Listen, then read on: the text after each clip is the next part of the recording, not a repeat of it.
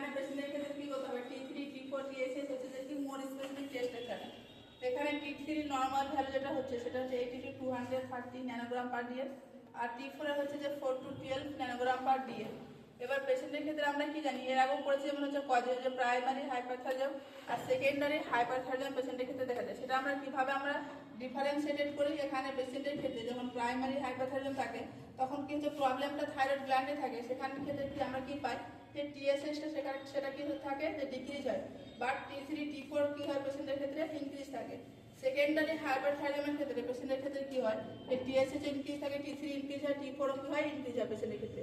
আর কি করে আমরা থাইরয়েড স্কার টেস্ট করে আমরা দেখি এখানে পেশেন্টের কি করে আয়োডিন আপটেক টেস্ট করে দেখা হয় যে পেশেন্টকে কি করা হয় আয়োডিন দেওয়া হয় ওরালি এবং অ্যাসেস করা হয় আয়োডিন অ্যাবজর্পশন রেটটা যে কতটা হচ্ছে দেখি অ্যাবজর্পশন করছে। তো নর্মাল যেটা রেঞ্জ থাকে সেটা হচ্ছে যে 4 to 6 আওয়ার্সের মধ্যে যদি 5% অ্যাবজর্পশন করে সেটা নর্মাল, 24 আওয়ার্সে যদি 30% অ্যাবজর্পশন করে সেটা হচ্ছে নর্মাল। দেন হচ্ছে ম্যানেজমেন্ট, আমরা কিভাবে পেশেন্টকে হচ্ছে হাইপারথাইরয়েডিজম হলে ম্যানেজমেন্ট করবো।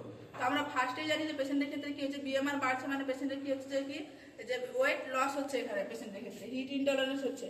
তো পেশেন্টকে আমরা ডায়েটে কি দেবো, আমরা যখন বিএমআর বাড়ছে মানে হচ্ছে পেশেন্টের কি হচ্ছে খাবার বেশি পরিমাণে ভাঙছে, তাহলে আমরা কি দেবো হাই ক্যালোরি ডায়েট দেবো পেশেন্টকে। আর কি দেবো এখানে পেশেন্টকে আমরা লো সল্ট দেবো, লো ফাইবার ডায়েট আমরা পেশেন্টকে দেবো।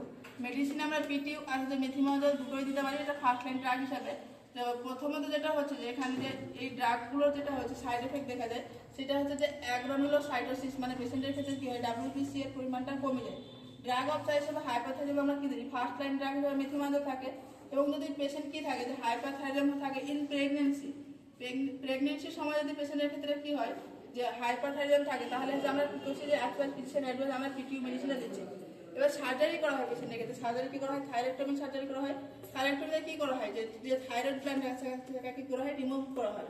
এবার হচ্ছে থাইরয়েড সার্জারি করার আগে আমাদের পেশেন্টের কি কি কেয়ার করতে হবে, ফার্স্ট ফিজিশিয়ান অ্যাডভাইস আমরা কি করবো অ্যান্টি থাইরয়েড মেডিসিন দেবো পেশেন্টকে।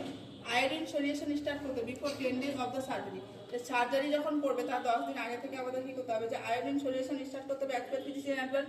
এটা কি করে এটা হেল্প করে ডিক্রিজ করতে size of the thyroid gland, যে থাইরয়েড গ্ল্যান্ডটা রয়েছে তার কি হচ্ছে যে সাইজটাকে কি করবে ছোট করবে। আর পেশেন্টকে কি করবে এনপিএ রাখবো যে নাথিং পার মাউথ কি করতে হবে 6 to 8 আওয়ার্স করতে পেশেন্টকে না খেয়ে রাখতে হবে। আর কি করবে ডক্টরের কাছ থেকে কি করবে যে ডক্টর কি করবে যে পেশেন্টের পার্টি থেকে বা পেশেন্টের কাছ থেকে কনসেন্ট নেবে। আর আমাদের যেটা করতে হবে যে সার্জারির একদিন আগে থেকে পেশেন্টকে কি করতে হবে যখন ঘুমাতে হবে বেড টাইমে যাবে তখন কি করা হয় সিরাপ ল্যাকটোজ দিতে হবে। আর পেশেন্টের যখন হচ্ছে যে কি সার্জারি 1 ঘন্টা আগের টাইমটাতে আমরা পেশেন্টকে অ্যাংজাইটি রিলিজ করার জন্য পেশেন্টকে কি করা হয় ডায়াজেপাম দেওয়া হয়। তো আজকে